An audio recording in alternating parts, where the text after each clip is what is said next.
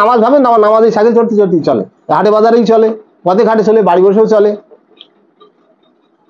সর্বত্র সব জায়গায় আমার সালাদ চলে। ও পুকুরের মাঝখানে আমার সালাদ চলে, কোমর পর্যন্ত পানি, ওখানেও সালাদ কায়েম চলছে। আমার সালাতের জন্য ওই এসি মেশিন ফিট করা ওই গম্বুজওয়ালা মসজিদ আমার লাগে না। আমার সালাদ রাস্তায়ও চলে, মানে রাস্তার পাশে দাঁড়িয়েও সালাদ চলে। এই সালাদটা যদি মানুষ বোঝে, এটা আমার বোধ, আমার জ্ঞান থেকে আমি বলছি। আমি যেটা আল্লাহর কেতাব থেকে যতটুকু জ্ঞান আল্লাহ আমাকে দিয়েছেন, যে রাস্তাটা আমাকে দেখিয়েছেন, আমি দেখেছি ওখানে পয়সা দেওয়া, 10,000 টাকা, 5,000 টাকা, 20,000 টাকা ওইসব মসজিদে, এই প্রচলিত মসজিদে পয়সা দেওয়া, ওটা সিরাত আল মুস্তাকিমের পথে ব্যয় না।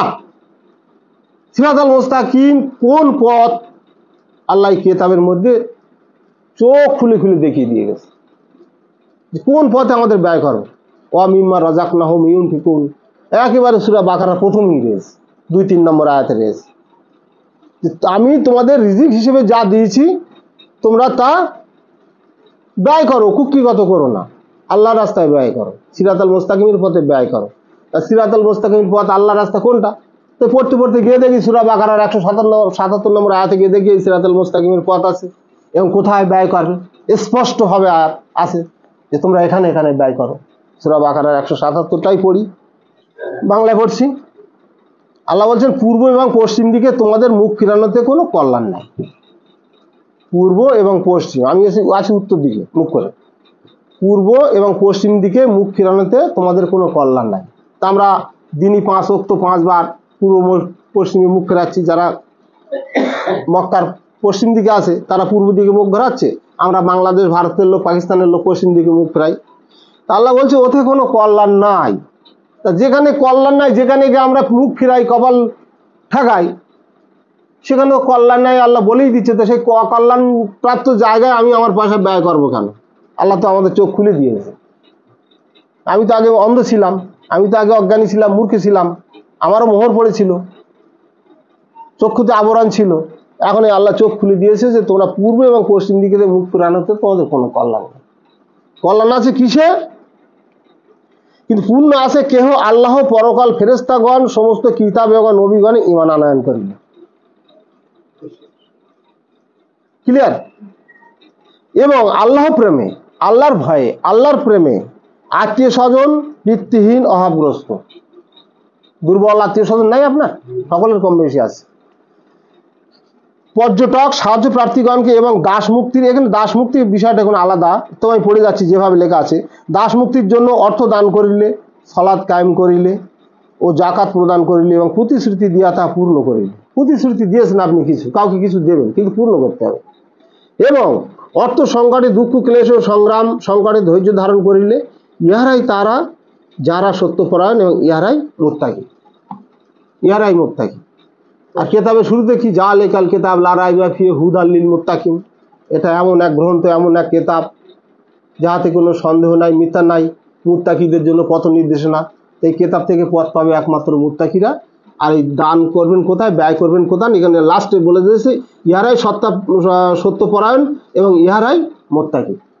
মুত্তাকি মানে আরবি কথা, ওটা হচ্ছে আল্লাহ ভীরু, আল্লাহর ভয়ে যারা থাকে। তাহলে আল্লাহর প্রেমে এবং আল্লাহর ভয়ে আপনার ব্যয় করতে হবে। সূরা বাকারা 3 বলে দিয়েছে ওয়ামিম্মা রাযাকনাহুম ইউনফিকুন, আমি রিজিক হিসেবে যেটা দিয়েছি তোমাদের তা তোমরা আল্লাহর রাস্তায় ব্যয় করো, ব্যয় করো। আল্লাহর নির্দেশ, আল্লাহর ঘোষণা। কোথায় ব্যয় করবেন? এই খাদ একটা একটা করে, কতটা খাদ শুনুন ব্যয় করতে ওখানে। তা আমি ওখানে প্রশ্ন রেখেছি যে আল্লাহ ব্যয় করতে বলেছেন কোথায়, আর আপনি ব্যয় করছেন কোথায়?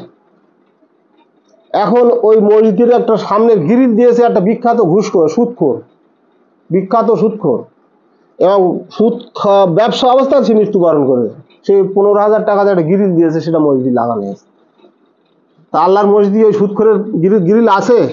আপনি পৃথিবীতে একটা মসজিদ বার করেন যেটা আল্লাহর মসজিদ, সেখানে ওই সুদখোরের টাকার গিরিল লাগানো আছে কিনা, ঘুষখোরের টাকার এসি মেশিন লাগানো আছে কিনা, মৃত্যু চোর গুন্ডা মোস্তানদের টাকায় আপনার ঘর প্লাস্টার আছে কিনা, গম্বুজ মিনার তৈরি হয়েছে এইসব লোকের পয়সা, বলতে গেলে বহু কথা বেরিয়ে যায়। এইসব মসজিদ প্রবেশ করছে কারা? এরাই পাপাচারী, সীমা লঙ্ঘনকারী, মিথ্যুক।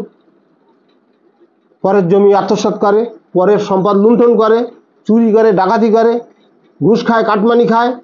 এরাই মসজিদের নেতা, আর এদের পয়সায় মসজিদ, আর এরাই হচ্ছে নেতৃত্ব দান করে। তো ওটা কি আল্লাহর মসজিদ হতে পারে?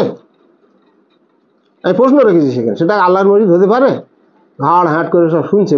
কালকের ঘটনা, আমি বাজে কথা বলছি না, কালকে গত রাত্রির ঘটনা, রাত 8:30টার পরে এই ঘটনা ঘটেছে। তারা সব নামাজি, দাড়িওয়ালা, পাগড়িওয়ালা, যেখানেই হোক, ঘটেছে কাল রাতে। 1-1.5 ঘন্টা ধরে আলোচনা, শেষ পর্যন্ত কোনো জবাব নাই। আমি জুমাও নামাজ পড়তে যাই না, কোনো 5 ওয়াক্ত নামাজও আমি পড়ি না। এই যে সালাত, এই সূরা বাকারার 157 নম্বরের সালাত নেই, এই যে আল্লাহর রাস্তায় ব্যয় করা একটা সালাত না? তা আমি এই সালাত কায়েম করি, বাড়ি বসে বসে, পথ চলতে চলতে, হাটে বাজারে ব্যবসা বাণিজ্য করে এই সালাত আমি এই পথে খাটিয়ে চলি। আমার ওই মানে মুখ নাকের মধ্যে পানি ধোয়া লাগে না, মুখ ধোয়া লাগে না, এই পর্যন্ত ধোয়া লাগে না। আমার সালাত এইভাবেই চলে। যদি আপনারা নামাজ ভাবেন, আমার নামাজ এই সাইকেল চড়তে চড়তেই চলে, হাটে বাজারেই চলে, পথে ঘাটে চলে, বাড়ি বসেও চলে, সর্বত্র সব জায়গায় আমার সালাদ চলে। ও পুকুরের মাঝখানে আমার সালাদ চলে। আর জাল ফেলে মাছ ধরতেছি, পাশে 2টো গরিব লোকের ছেলে দাঁড়িয়ে রয়েছে, 2টো মাছ তাদের হাতে দিলাম, ওই একটা সালাদ হয়ে গেল, তারা খুব খুশি। ওটাও একটা সালাতের একটা পার্টস, একটা অঙ্গ। তাহলে পুকুরি মাঝখানে দাঁড়িয়ে আমি জাল ফেলছি, কোমর পর্যন্ত পানি, ওখানেও সালাদ কায়েম চলছে। আমার সালাতের জন্য ওই এসি মেশিন ফিট করা ওই গম্বুজওয়ালা মসজিদ আমার লাগে না। আমার সালাদ রাস্তায়ও চলে, মানে রাস্তার পাশে দাঁড়িয়েও সালাদ চলে। সালাদটা যদি মানুষ বোঝে, এই সালাদটা যদি মানুষ বোঝে। এখন যেসব অনলাইনের মাধ্যমে যেসব ভাই বোনেরা শুনছেন আলোচনা, এই সালাতে কেতাবের মধ্যে রয়েছে সালাত মসজিদ নাই। মসজিদে কোনো সালাত নাই। একটা ভিখারিও যদি মসজিদ যায় না, তারও ট্যাক্স দিতে হয়। মসজিদ ট্যাক্স না দিয়ে তার ফাঁকা আসা চলে না। ওখানে ট্যাক্স কেন্দ্র, ওটা মসজিদ না, ওটা ট্যাক্স কেন্দ্র। দাও টাকা, দাও টাকা। মসজিদ গেলি বলে দাও টাকা, দাও টাকা। কারেন্ট বিল বাকি, এই মসজিদ ইমাম সাহেবের বাকি, এই মুয়াজ্জিনের বাকি, মাইকির মেশিন খারাপ হয়ে গেছে, 700 টাকা দাম, টাকা লাগবে, টাকা দাও, শুধু বলে দাও দাও। আল্লাহর ঘর কি এত অভাবী? শুধু দাও দাও দাও দাও।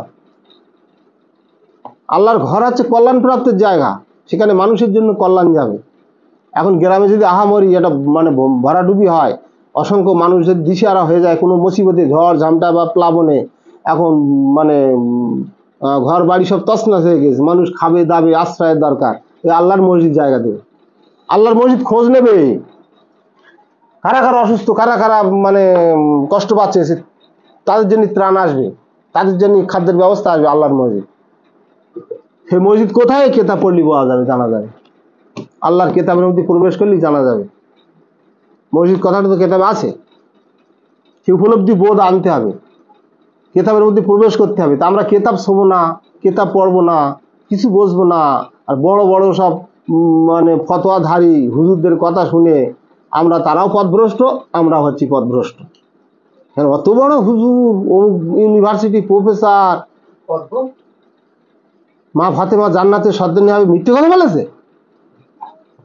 আর তুমি বলতেছো মা জান্নাতের মিথ্যে কথা, ফাতেমা জান্নাতের সর্দারনী হবে না, মিথ্যে কথা হয় কি করে? মানে তাও তোমার দাড়ি নি, তোমার মাথায় টুপি নি, আশ্চর্য ব্যাপার না? মানুষ ন্যায় কথা। আল্লাহ বলছে, আমি ঈসা আলাইহিস সালামের আম্মা মরিয়ামকে পৃথিবীর নারীকুলে শ্রেষ্ঠ মর্যাদা দান করেছি। কি মুফতি সাহেব ভুল বলছি? মরিয়ামকে মর্যাদা দান দেয়নি? আল্লাহ মর্যাদা দেয়নি? নারী জগতের, বিশ্বের নারী জগতের উপরে প্রাধান্য দিয়েছে। কেন? সে শুরু থেকেই তার সতীত্ব রক্ষা করেছিল, এবং আরো অনেক ঘটনাবলী আছে। তো মরিয়ামকে যদি আল্লাহ বিশ্বের মানে নারী কুলের শিরোমণি করেন, মর্যাদা দিয়ে থাকেন, তা আল্লাহ তো কোথাও কোরআনে বলি মরিয়ামের নামে সূরা নাযিল হয়েছে। মরিয়ামের নামে সূরা আছে, 19 নম্বর সূরা, সূরার নাম সূরা মরিয়াম। তা আল্লাহ তাহলে তাকে জান্নাতের সর্দারিনী করবে, তাকে জান্নাতের সর্দারিনী করবে। কিন্তু বলছে মা ফাতেমা জান্নাতের সর্দারিনী হবে। মা, আমি তামাম কেতাব পড়ে পড়ে কোথাও মা ফাতেমা বলে কোনো নারীর নাম আমি পাইনি। মা ফাতেমা বলে কোনো নারীর নাম এই 114টা সূরা আছে এই কিতাবের মধ্যে, কোথাও আমি তন্ন তন্ন করে পড়ে আমি কোথাও এই নামের কোনো মহিলার নাম পাইনি। তাহলে মসজিদের মেম্বারে ওই যে প্রদত্ত মসজিদ মানে প্রচলিত মসজিদ যে ইমাম সাহেব 20,000 50,000 টাকা বেতন, 30,000 20,000 টাকা বেতন, সেই মেম্বারে দাঁড়িয়ে আল্লাহর ঘর তৈরি করেছে আর সেখানে একটা মিম্বার মেহরাব তৈরি করেছে, সেখানে দাঁড়িয়ে মিথ্যে ফতোয়া দিচ্ছে, সেখানে দাঁড়িয়ে মিথ্যে ফতোয়া দিচ্ছে। তাহলে ওরা মিথ্যুক না? মিথ্যুক না? আবার ওখানে দাঁড়িয়ে বেতন নিচ্ছে। আমি কেতাব খুলে দেখছি যত নবী রসুল পৃথিবীতে আল্লাহ পাঠিয়েছেন প্রত্যেকটা নবী রসুল প্রত্যেকটা জনপথে গিয়ে আল্লাহর এই কেতাব প্রচার করতে গিয়ে তারা অক্লান্ত পরিশ্রম করেছে, অক্লান্ত পরিশ্রম করেছে, কিন্তু তার বিনিময় তার পরিবর্তে কোনো বিনিময় গ্রহণ করেনি। একটি টাকা দেয়নি কি আমার 1 গ্লাস দুধ খেতে দাও, 2টো খেজুর খেতে দাও, তৎকালীন জামানার ঘটনা বলছি, কি মাংস খেতে দাও, কি চাল গম দাও, পয়সা দাও, সোনা দাও, কিছু তারা চায়নি। বরং কোরআন হাতে নিয়ে কেতাব হাতে নিয়ে বলেছে যে আমাদের এর জন্য প্রচারের জন্য কোনো বিনিময় চাই না, আমরা কি বলছি আপনারা শুনুন, আমার কথাগুলো শুনুন, আলোচনাগুলো শুনুন, মানা না মানা আপনাদের ব্যাপার। কিন্তু আল্লাহ আমাদের কাছে নবুয়ত দান করেছে, রেসালাতের দায়িত্ব দিয়েছে, প্রচার করার হুকুম আছে। আমি জনপদে এসেছি, আপনাদের কাছে এসেছি, আল্লাহর কেতাব, আল্লাহর বার্তা, আল্লাহ এক, অদ্বিতীয়, সর্বশক্তিমান, মহাপরাক্রমশালী, লা ইলাহা ইল্লাল্লাহ, নাই কোনো কিছু আল্লাহ ছাড়া, তোমরা আল্লাহর ইবাদত করো। আর কোরআনের আয়াত শোনো, একটা একটা করে শোনো, তার জন্য কোনো প্রতিদান চাই না, কোনো বিনিময় চাই না। আর কি হচ্ছে এখন সমাজে? একেবারে কোরআনের উল্টো কাজটাই সমাজে চলছে। আর তারাই ইসলামের নেতা, তারাই ইসলামের ঝান্ডা ধরে রয়েছে, তারাই ইমামতি করছে, তারাই মানে কুক্ষিগত করে রেখেছে আমজনতাকে, ভুল বুঝিয়ে বুঝিয়ে তাদের ব্রেন ওয়াশ করে দিচ্ছে। বলছে এই কোরআনের আয়াত, একজন মুফতি সাহেব জলসায় ওয়াজ করছেন আমাদের এলাকায়, বলছেন জানো বাবা তোমরা কোরআন পড়ো, অক্ষর অক্ষরে 10টা করে সব, কোরআন বোঝার দরকার নেই, অক্ষরে অক্ষরে 10টা করে সব কোরআন পড়ো, বোঝার দরকার নেই। আর আল্লাহ বলছে তোমরা না বুঝে পড়ো না, আল্লাহ বলছে তোমরা বুঝে বুঝে পড়ো। আর হুজুর ফতোয়া দিচ্ছেন, মুফতি এলাকার বিখ্যাত মুফতি, নাম বলবো না আমি, মুফতি এলাকার নাম বললে আপনারা সবাই চিনতে পারবেন, একদম আপনাদের চেনা না, এলাকার খুব মানে ইসলামের এক বড় ঝান্ডাধারী, বলছে জলসায় কেতাব কোরআন পড়ো, অক্ষরে অক্ষরে 10টা করে সব। এখন আল্লাহ বলছে যারা বুঝে পড়ে না তারা গাধা, গর্ধব, বহু পুস্তক বহনকারী গর্ধব। আল্লাহ বলছে গর্ধব, আর ওরা বলছে অক্ষর অক্ষরে 10টা করে সব। এখন যদি আপনি বসে 10টা কি 20টা আয়াত পাঠ করেন, তো 10টা 20টা আয়াতে আনো 20 10কে 200 কি 300 আপনার অক্ষর আছে, তা 310কে হিসেব করে দেখেন হাজার হয়ে গেল আপনার সব। ওরকম সব জমতে জমতে আপনার ওহদ পাহাড় পরিমাণ হয়ে যাবে। ওহদ পাহাড়ের নাম খুব বলে সব, ওহদ পাহাড় পরিমাণ সবের টাল হয়ে যাবে, বুঝলেন? আর আল্লাহ বলছে তোমরা কেতাব পড়ো, মধ্যপন্থা অবলম্বন করো, না জোরে না আস্তে, জোরেও পড়ো না আস্তেও পড়ো না, মধ্যপন্থা অবলম্বন করো, ধীরে ধীরে পড়ো, স্পষ্ট ভাবে পড়ো, স্পষ্ট ভাবে পড়ো, এবং বুঝে বুঝে পড়ো, বুঝে বুঝে পড়ো, এটা আল্লাহর ঘোষণা। আর ওনারা বলতেছে কোরআন পড়ো, অক্ষর অক্ষরে 10টা করে সব। কারণটা কি? কোরআন বুঝে গেলি তো বিপদ, কোরআনের আয়াত যদি আপনি বুঝে যান তাহলে তো ওদের বিপদ, আমজনতা সাধারণ মানুষ যদি কোরআন বুঝে যায় তো ওদের বিপদ, ওরা বিনিময় নেবে না, নিতে পারবে না, তখন সবাই প্রশ্ন করবে যে নবী রাসূলরা বিনিময় নেয়নি, আপনি কেন ওয়াজ করে 50,000 টাকা চাইছেন? ধরা হয়ে যাবে, সব ধরা পড়ে যাবে, সব ধরা হয়ে যাবে। নেপালের মতন যখন হুড় হবে না, রাজা রাজপ্রাসাদ ছেড়ে পালালো, পালিস কি না? তাই এই ভারতবর্ষের মুসলিমরা যারা মুসলমান মুসলিম বলে দাবি করে, এরা যদি আল্লাহ যদি কেতাবের বোধ দেয় প্রতিটা বাড়ি বাড়ি ঘরে ঘরে, তো এইসব যা হুজুর মুফতি সাহেব রয়েছে না, এরা ওই নেপালের রাজার মতন আন্দোলনের চোটে দেশ ছেড়ে পালাবে, পালানির জায়গা পাবে না।